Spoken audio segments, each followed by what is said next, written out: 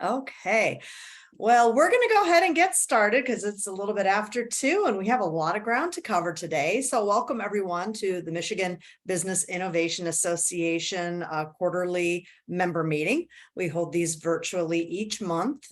We invite one of our members to be a host. Today, Harrison is with us from LEAP. We'll hear from him in just a moment. And then we have a topic of interest. And today we have a guest speaker. Richard Piet is going to talk with us. And then we will wrap it up with some Q&A. And then we're going to let Carmen talk a little bit about MBIA and membership so that we can recruit any of you who aren't members. We'd like to have you come and join us on a more regular basis and more deeply engaged. But so since this is kind of a last minute thing, Cheryl might have had something prepared, but I do not, to do an introduction because normally I would spend a little time and introduce our host, but it is Harrison Leffel-Jones from LEAP. Is Joe going to join us, Harrison? He's luckily on vacation today, enjoying the last of the nice weather. So it is just me holding down the fort today. It is just you. No problem. So Harrison is going to be representing one of our member organizations, LEAP. And Harrison, I'm just going to go ahead and turn it over to you and let you complete your introduction and talk about your program and share with us what LEAP is all about. Okay. I apologize. I had a 2:00 meeting. Oh, I think April's also getting your audio working there. Well, hello everyone, and thank you so much for the intro. My name's Harrison Leffel-Jones. Recently joined the LEAP team a few months back as the new director for the Lansing Regional SmartZone. So as many of you I'm sure are aware, smart zones all across the state of Michigan. Ours has been relatively dormant for the past 10 years, and we now have a huge inflush of cash, which is great. If anyone's driven through East Lansing recently, it looks quite a bit different than it did a few years ago, and hence our kind of increase in our TIF dollars. So we're very excited about what that funding means for the future of our ecosystem, especially around high-tech innovation and translational research out of MSU. I do have a couple slides. I don't know if that's useful. I don't know if I have sharing screen capability though. I do now. Okay, let me try that again. There we go. Just do that. Okay, can you see that? Getting thumbs up. Okay, perfect. So let me get here. Do this in presentation mode. Great. So we are called the Entrepreneur and Innovation Team here at LEAP. We affectionately call ourselves the starters, right? So if you think of startups, growth, and then onto kind of attraction and retention work within the LEAP ecosystem. This is our lovely team. We like to call this the Power Rangers pictures that we just recently got taken. But our fearless leader is Joe Carr. So he leads our department as vice president. Also on our team is Caitlin Cardoso, who runs a lot of our Main Street businesses and support specifically around our One and All program, which I'll talk about briefly. And then myself, I focus exclusively on the Smart Zone. A bit about my background is I have worked pretty much in economic development my entire career. Most recently, I was chief of staff at a startup myself. So I was chief of staff at May Mobility, which is an autonomous vehicle company in Ann Arbor. And prior to that, I was working for the mayor of London, England's economic development group. So overseas, helping run their accelerator program. So London-based businesses who are looking to expand internationally, and focused a lot on kind of urban innovations, so prop tech and mobility, but then also the creative industry. So happy to chat about that with anybody if interested. Our mission really to focus on supporting entrepreneurial ecosystem within the Lansing region and connect them with mentors, resources, and funding. So should be very aligned to everyone on this call. One of the things that we've really tried to focus on and ever more so is reducing the number of programs that LEAP actually runs and being a funder and supporter of other partners within our ecosystem. So acting in that convening space and really funding some of the great innovation that's happening in our region rather than us always kind of running those programs. That is to say, we do have some of our flagship programs. So One and All, which is focused on underrepresented groups within the Lansing region, specifically below the ALICE threshold. So for those of you who aren't familiar, that is asset limited and income constrained, but employed. So working poverty level. And really the focus there is helping those businesses get their financial house in order, set them up with mentors, and continue their growth, predominantly around how to increase that kind of household income level. The hatching is our local pitch competition. The Lansing Regional SmartZone, which I run, focuses on Lansing and East Lansing, but supporting the wider region. We are the gateway representative for the MEDC, which includes all of those programs, but particularly the business accelerator funds.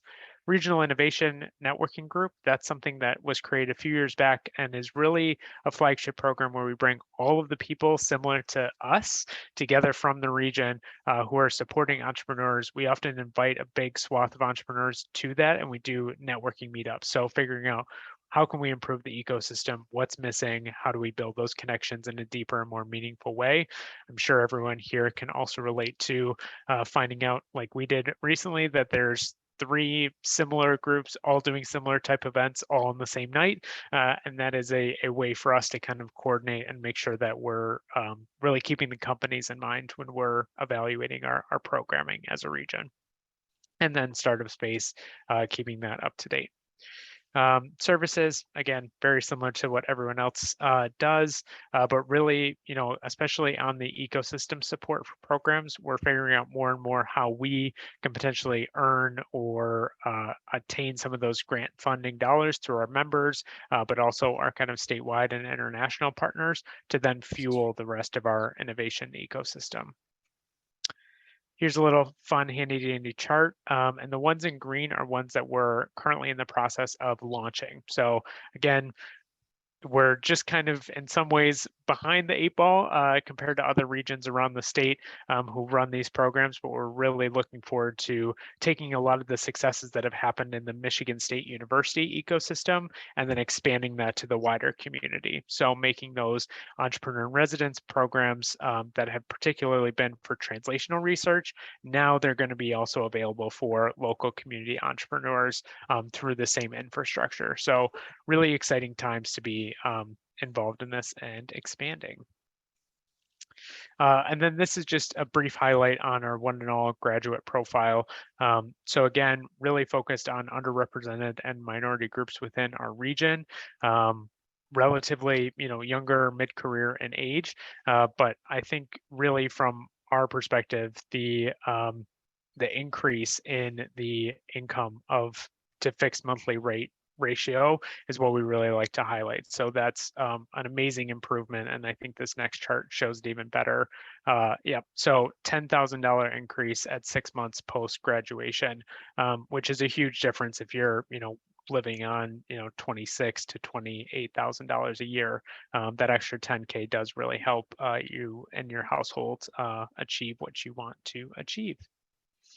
And then here, I'll just highlight our brief collaboration. So obviously the LDFA and the Lansing Regional SmartZone is a combination between LEAP, both of the city councils, as well as our K-12 education program partners and the universities.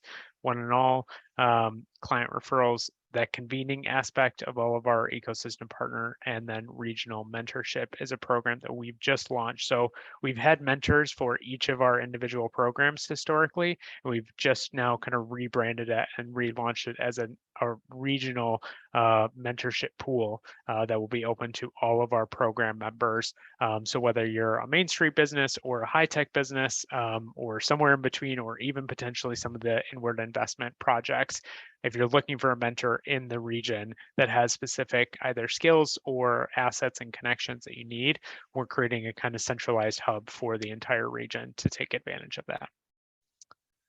And then I won't go into too much detail, and I'm happy to take more questions, but I think I saw April Boyle was on the call. she and I have gone back and forth a whole bunch as she's kind of relaunched the Velocity Center, which is really exciting. And there, I'll do a plug for her. Their launch is coming up on November 15th. So there's other smart zones kind of throughout the state that are reimagining and re-envisioning what the future looks like. And so we're really excited to kind of relaunch in the coming months, and hopefully this group will be getting an invite from me to a similar event in the new year. And I will stop at that.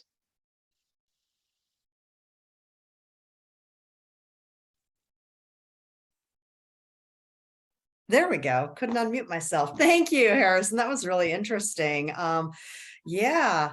April, are you still here? I don't know if she's still here. I think she might have dropped off. Oh, I was gonna say, we're going to get her to be I know.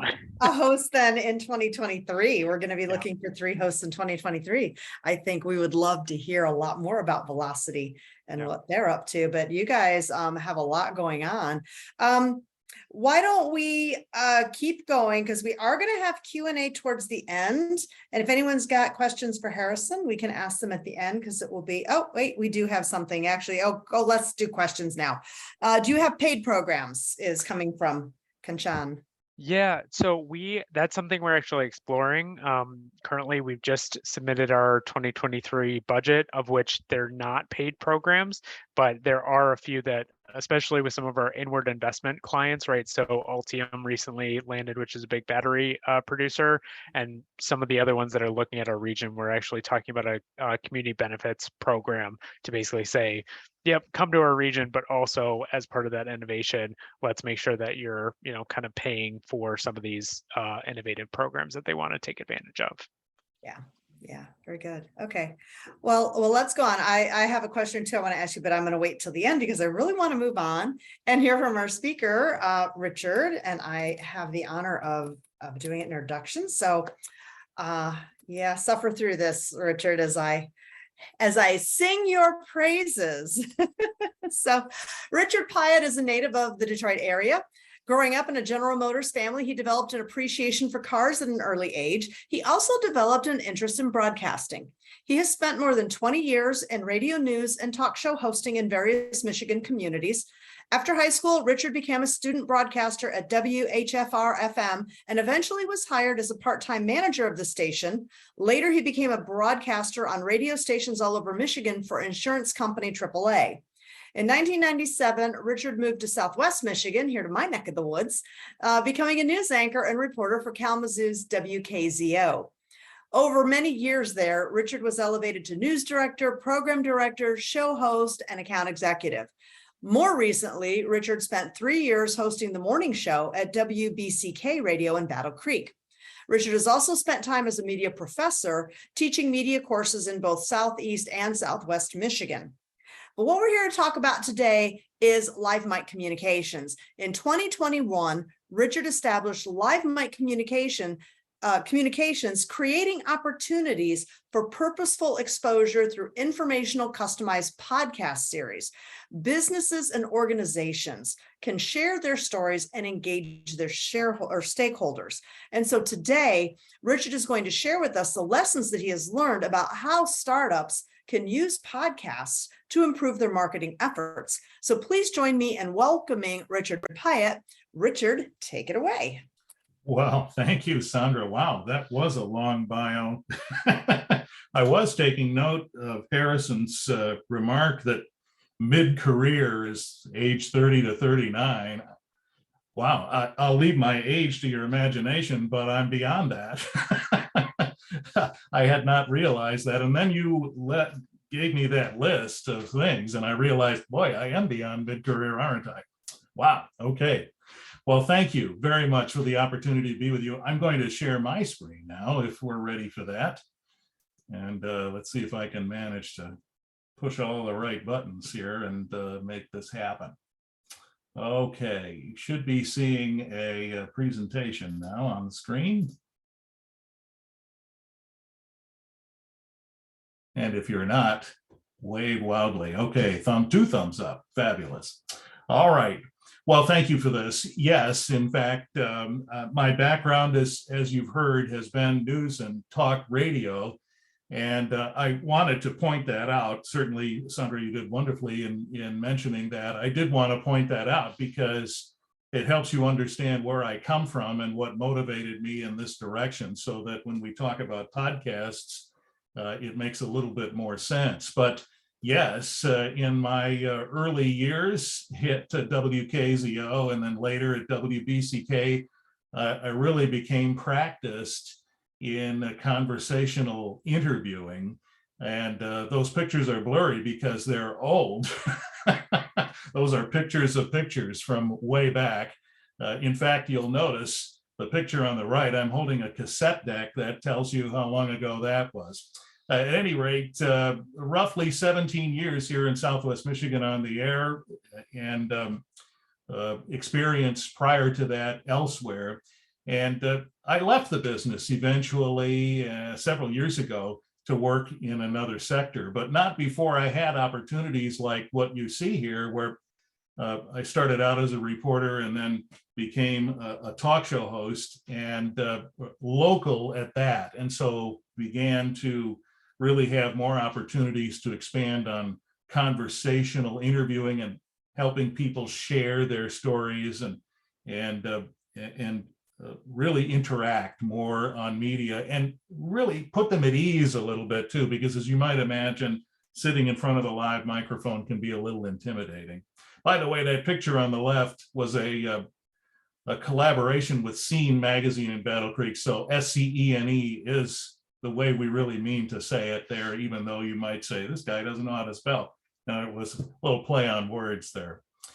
At any rate, I had some opportunity, as many of us did, over the pandemic for what we might call some perspective time, during which I started doing a podcast for fun. Obviously, I'd been off the radio, I'd been out of the business, but folks were saying to me, you should do a podcast. And boy, that sounds like work. I have a job already. But when the pandemic came, of course, we had lots of time to contemplate what we were doing with ourselves. And so I did, and just took the radio interview concept and moved it to podcast just for fun. But my wheels started turning about how this could be a business. And as Sandra mentioned, LiveMic Communications was established in mid-2021. So what is a podcast? Let's talk a little bit about that. I suppose the literal definition is a digital audio file housed, shared, and played on the internet. But if you really think about it a little bit more, and I'll offer you this perspective, I think of it, you won't be surprised, as a radio show series with individual episodes that are listened to on demand. So there they are out there on the internet, click and play as you wish. I even had one person the other day, as I was giving a different presentation, say to me, I've been listening to podcasts for years, and really the pod part came from Apple's iPod, that they were offering podcasts by way of the iPod, and it was casting to at least thousands at that point, I'm sure. So perhaps that's true. Some folks also will say a video episode is also called a podcast. You certainly have probably seen that. I think in many cases, an audio podcast might be streamed live over social media on video and recorded perhaps and shared on YouTube. So you might hear the word podcast where video is concerned as well. And podcasts, of course, often zoom in on rather niche subjects, and we'll talk a little bit more about that in just a second here. So millions are listening to podcasts. They are growing. In the US, millions say they've listened at least. Millions say they listen regularly, like every month, every week. And even millions say they're avid podcast fans, which is interesting to me and was interesting to me as I was contemplating a business in this area. Comedy, education, and news are considered to be the most popular genres, according to podcasthosting.org. And you might be among those who say, I listen to true crime podcasts, for example. I suppose that might be under the news category. I would point out the notion of education in podcasts, because I'll come back to that in just a second. And I'm sure some of you listen to podcasts regularly. Is that true? Raise a hand, maybe, if you do. Yeah, not surprised at all. You're among millions who do. So why are they growing? I want to give you a little perspective about that. Changes in the media landscape certainly could be part of it, right? As I was contemplating starting the business, folks would say, I don't get news coverage like I used to, particularly at this market level here in Southwest Michigan, Lansing, Grand Rapids, of course. And they might also say, I'm not getting the same response from media that I used to.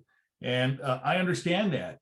Here in Southwest Michigan, WKZO, WBCK, where I've spent years of my life, have little to no staff resources dedicated to local news coverage. A much different scenario than even 20 years ago. And you've noticed it, I'm sure. There is a consistent, seemingly, constriction of resources dedicated to the coverage that you see. So I was not, and here, I was not at all surprised to hear people say that. Simply, it means that as individuals, businesses, and organizations, we have an opportunity to share our own stories and do so purposefully. Other reasons I think that podcasts are growing: the on-demand media consumption culture, right? Certainly podcasts have had the benefit of how we consume media having changed.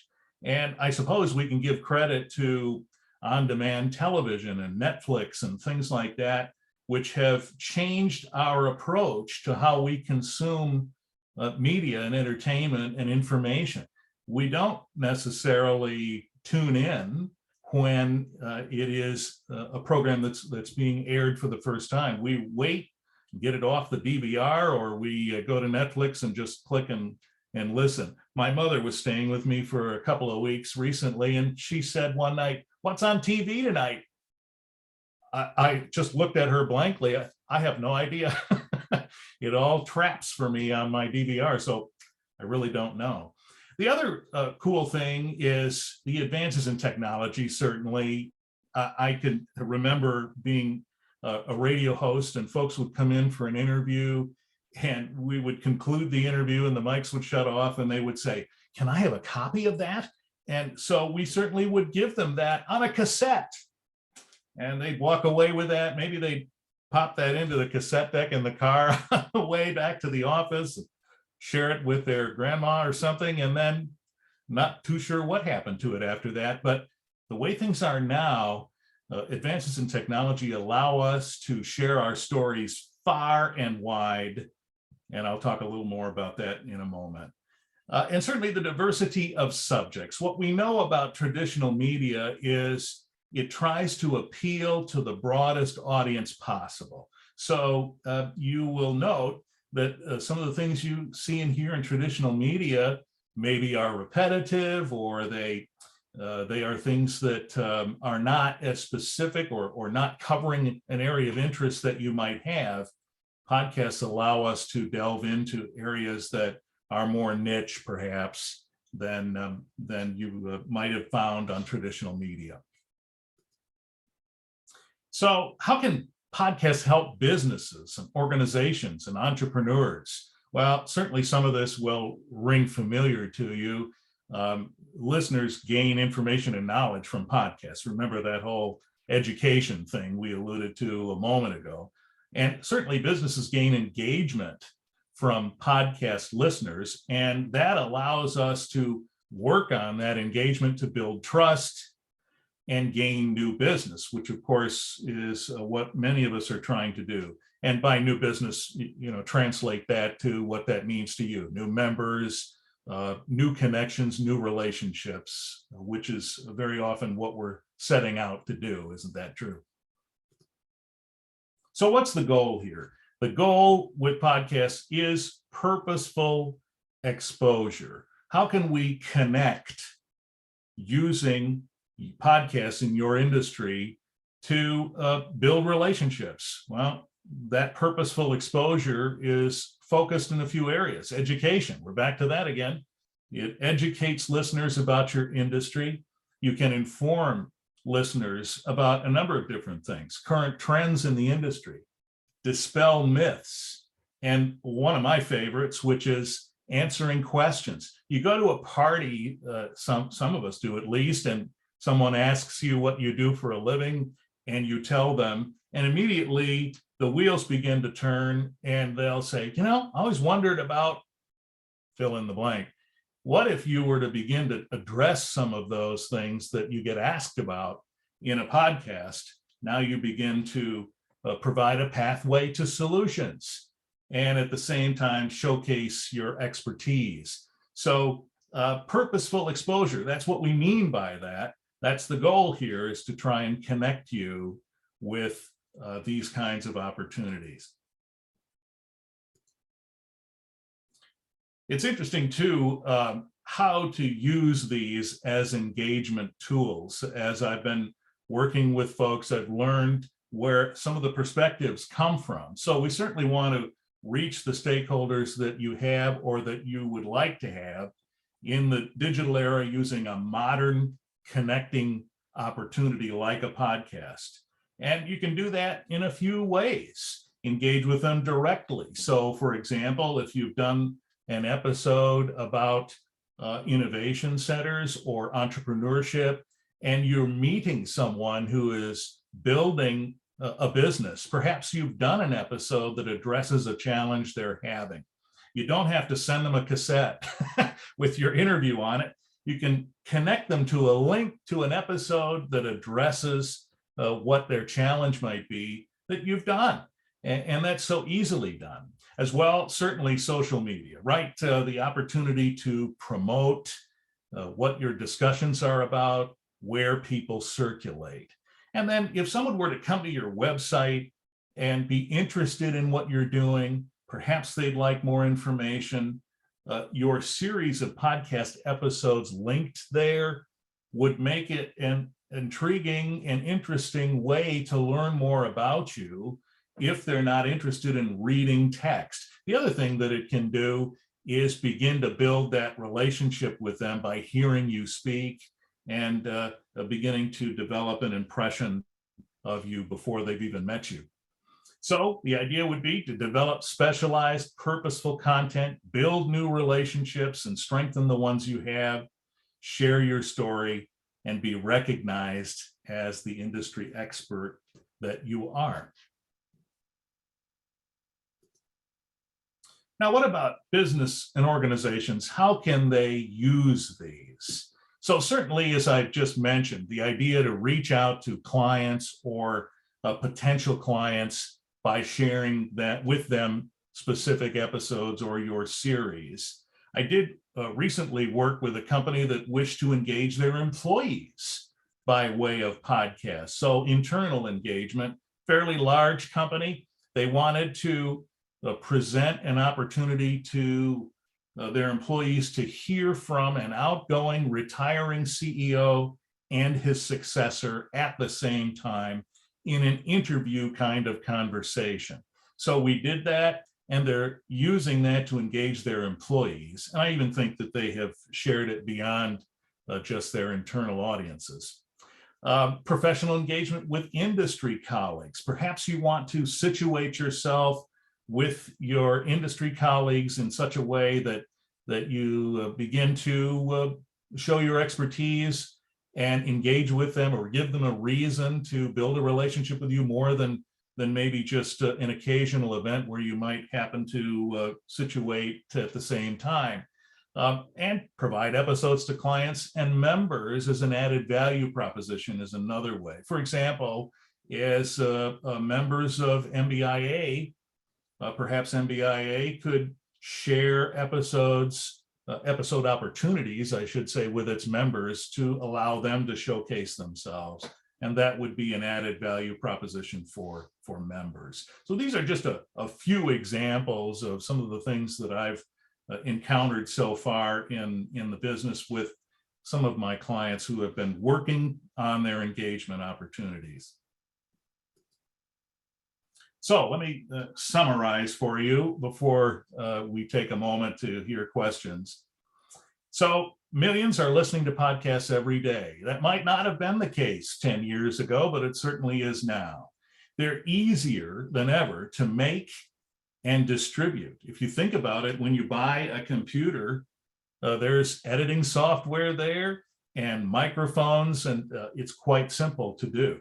Podcasts can be customized to showcase any industry, any sector, organization, or individual or entrepreneur. They're engagement tools. They help businesses, organizations, and entrepreneurs begin to build a relationship perhaps before you even meet the person who's listening. And back to that whole relationship part, building trust, building new business, and they have a potential to provide a new revenue stream in addition to that. And so hopefully some of these things have resonated a bit and connected with you on some level, and it begins to maybe turn your wheels a little bit too about this method of connecting. So I appreciate the opportunity to talk more about it and to be here today, and certainly to answer any questions you might have. Thank you. Well, thank you, Richard. That was really interesting. And I'll be transparent. Say the reason I got to know Richard was he actually did a couple podcasts. He did one for the Innovation Center. So we did a few minutes. It was a lot of fun and not nearly as scary as I thought it would be. And then we also did one for our local 1 Million Cups chapter. We were able to do that and get the word out. So that was pretty cool. So questions from the audience. Does anybody have any questions for Richard? Because I've got a few, but I don't want to monopolize the conversation. So I'm going to go ahead and open it up. Just unmute yourself and ask. Sure, Harrison. Harrison's raising his hand. Okay. Great. Yeah. So first of all, thank you so much for the presentation. Some really insightful information there. I wonder from, a lot of times when, we've thought about podcasts, it's like, oh my gosh, like, what if we can't put it out on a regular basis? Do we need to have this all like content sorted out for, multiple episodes, et cetera?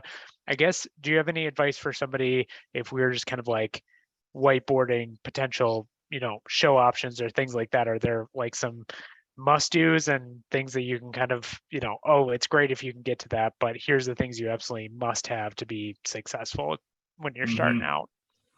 Yeah, you touched on a couple of things that motivated me to do this. One is the notion that even though, as I mentioned, it's easier than ever to produce these, most of us are busy in our core business, right?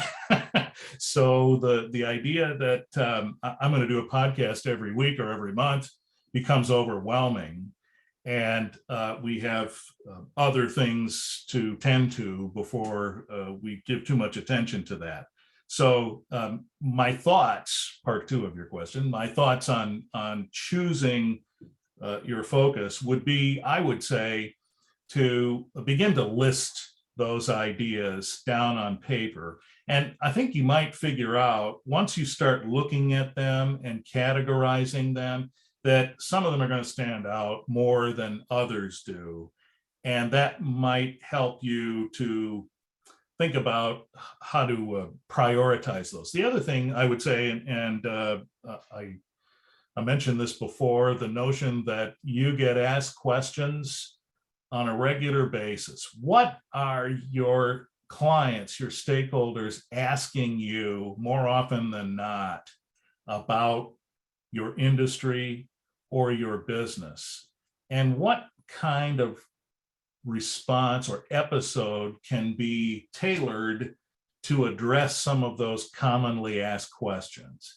The other thing I think that's certainly true is myths. If you can dispel myths about your industry or about your business, then that helps to provide for some topic discussions as well. Misinformation that's corrected can be powerful and also can help position you as the expert you are. So I would say off the cuff, those are the the few things that I do recommend to my clients when they're thinking about this whole idea. And again, a postscript, that's really part of what motivated me to do this business was people who were saying, I've thought of doing a podcast, but I just don't have the time. So I try to help folks by removing some of that grunt work that would otherwise keep them from doing what they really need to be doing. Great, thank you. Thank you. Other questions? Well, Richard, I really like your voice. You certainly have a radio voice. Thank you. I've been practicing a while now.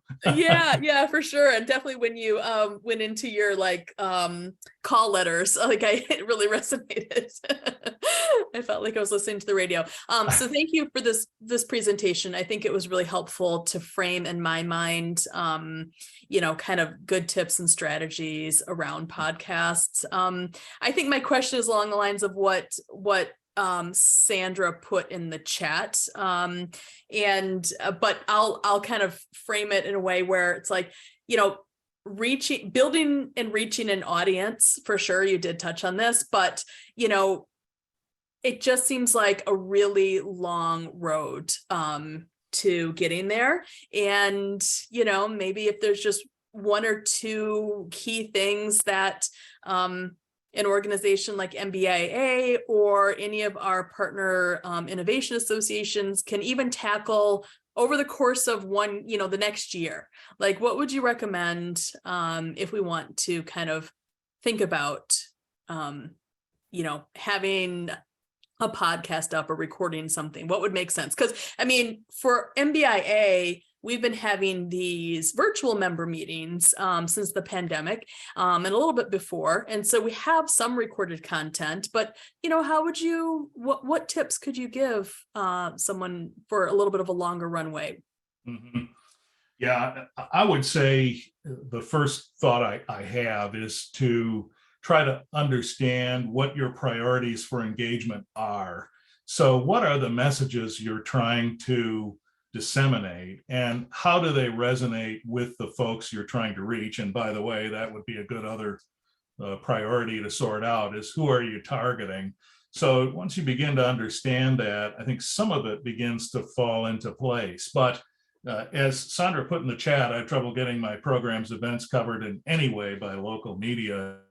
How can we do that? Is there a hook in there somewhere that might get that kind of coverage? I would say that's an uphill battle these days with the constriction of resources and local media. As well, the other thing that's certainly happening is people are leaving media and they're being replaced by inexperienced folks who don't have any institutional memory about your organization, about their town, that sort of thing. So it becomes more difficult to get their attention. On the other hand, this is just extra that has to do with media and not necessarily podcasts, but on the other hand, because of all of that we've just mentioned, writing a shorter press release with some kind of a hook about what you want to publicize has a better chance of getting media coverage just as you've written it, which for an old media person like me is scary, but it's happening. People write press releases and send them to media, and you'll see them show up exactly as you wrote them, because there's just not a staff to vet that as much anymore. So there is that opportunity. I would say, once you know, though, the things that you want to publicize that are most important to you and the audience you want to target, creating a podcast discussion that's 10, 12 minutes long that addresses that and might have a hook of a solution in there somewhere that you could then present and then target directly via social media, your email, your website, to folks whom you really want to hear that message. I would say that those are some basic primers on how you might begin to think about this. I hope that was helpful. Yeah, it was. Thank you. Okay, good. Hmm. Good. What other questions? Sandra has her hand raised. Oh, yes. Hi. I do, yes. So I need like podcasts for dummies. If either like through MBIA or like my center, if we wanted to do like a podcast series, I understand like it can live on our website, you can have your site, but if like, how do we get to the broader audience? Like YouTube, you have a YouTube and you have a channel. Is it like that for podcasts? Like, where do people go? I'm not a podcast listener. I'm going to admit that right now. So, It's okay. like, where do we need to set up another avenue, another channel? Where do they live? Where do we go? What do we investigate? That kind of thing. The great news is audio podcast episodes live online. You don't have to have all sorts of space, quote unquote, space on your website for those to live. There are organizations that you can subscribe to post your episodes, and then those are the links to the episodes that get created. So then you can share those links easier than trying to take up a whole bunch of space on your own website with audio files that are large.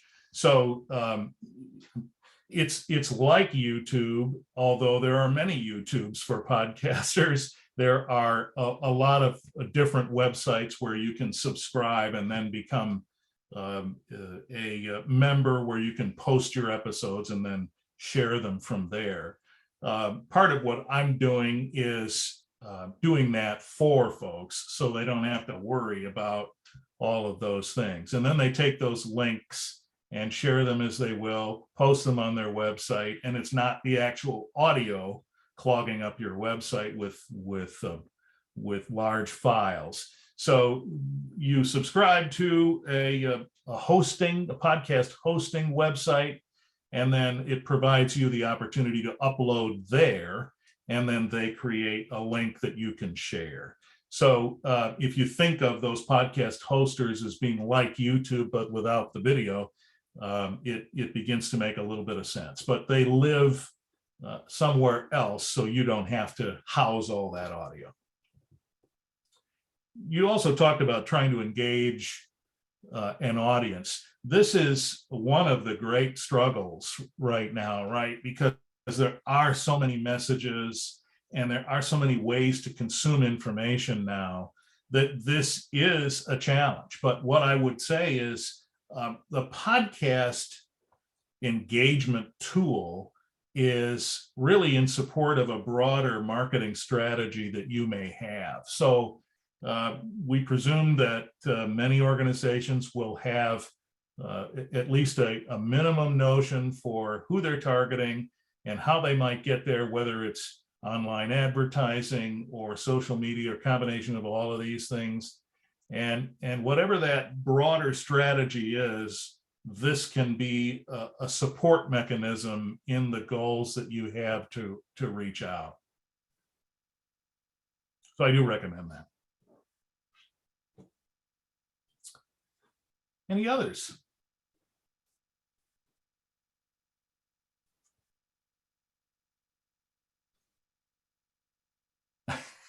Sandra.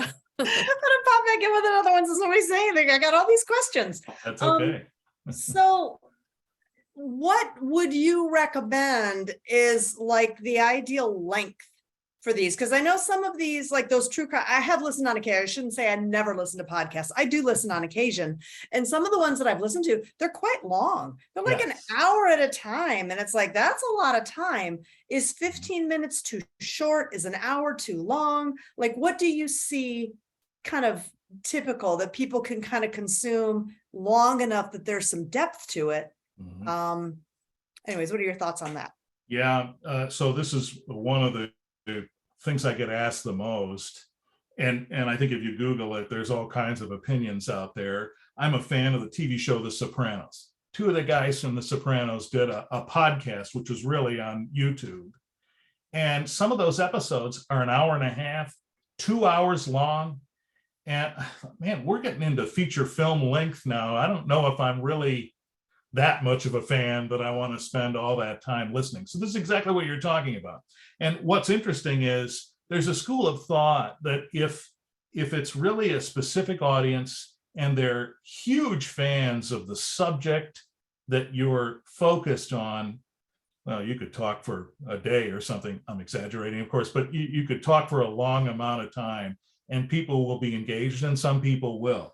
What I like to tell the folks with whom I work is, let's look at 10, 12, 15 minutes at the most. This allows us to establish a topic and offer some input about that topic and conclude without a long, drawn-out conversation that might make them click away before, you know, some of the more valuable information is imparted. So I try to tell my clients 10 to 15 minutes, I think is enough to focus on a specific topic, establish the conversation, and reach the points we want to reach. And that's a part of what I do from having been an interviewer on radio and sometimes looking at 5-minute interviews.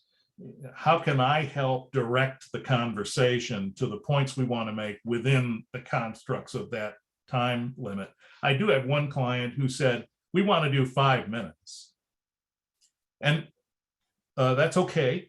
I did many 5-minute interviews on the radio back when, but when we're talking about guests and interaction with guests, and sometimes they had 2 guests in 5 minutes, so we had to really be focused, and I think that puts some pressure. So I would say 5 minutes is probably too short, but 10 to 15 seems pretty comfortable, and I've seen some success with that at that length.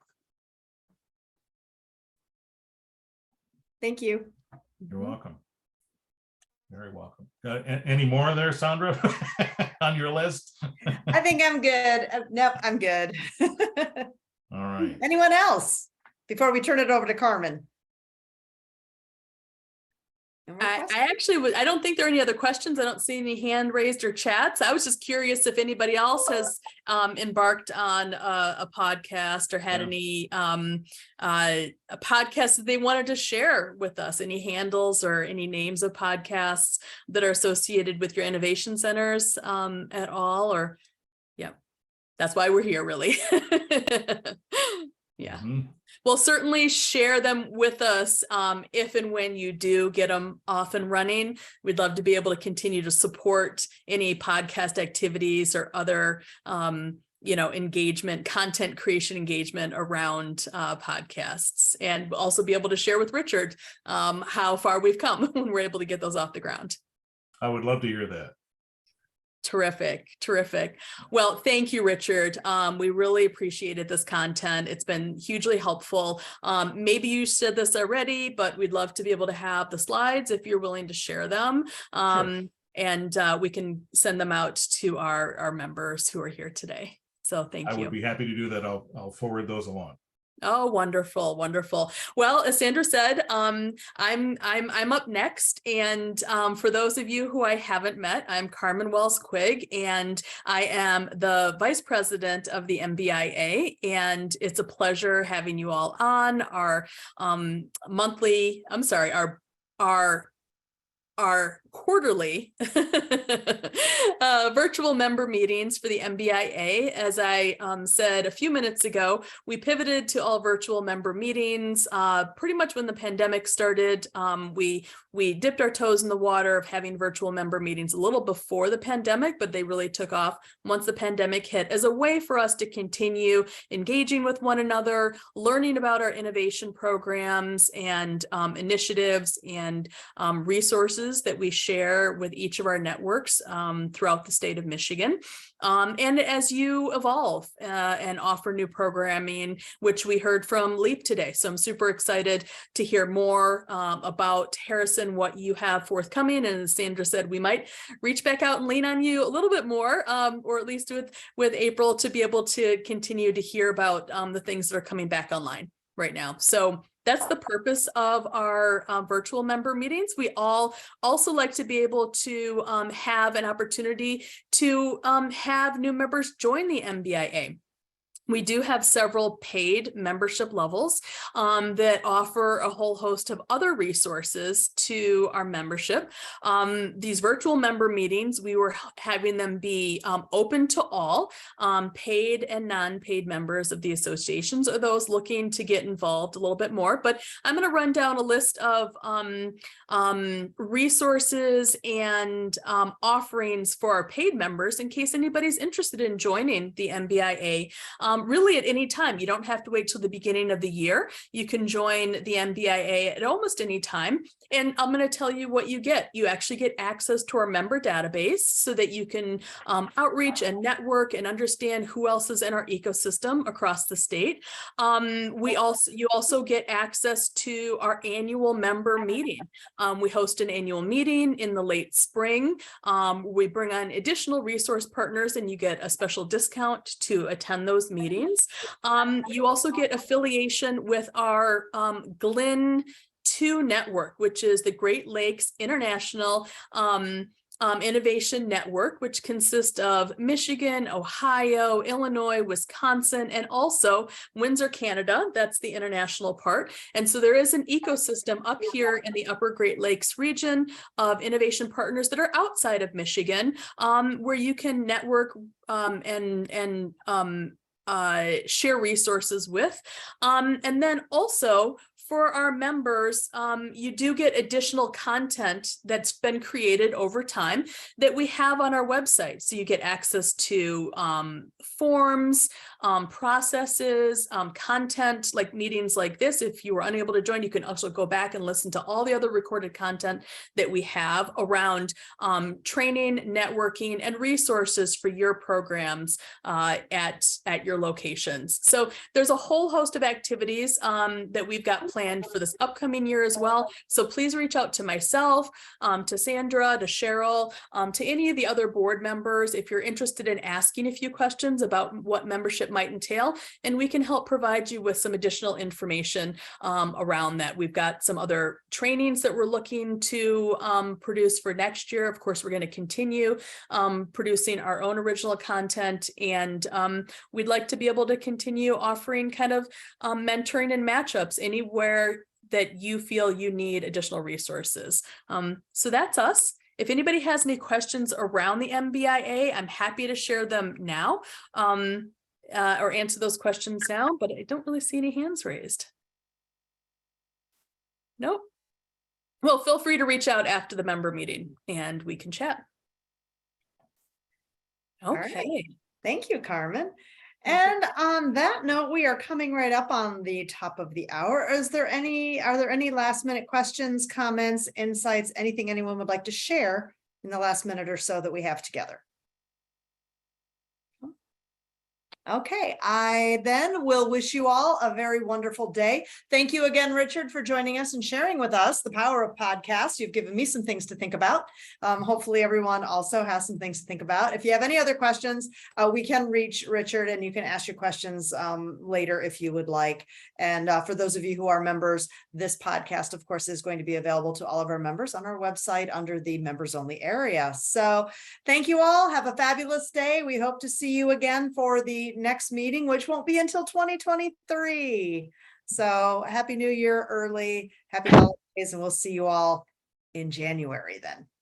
Thank you. Thank Thanks, you. everybody. Thanks, Bye, everyone. Bye.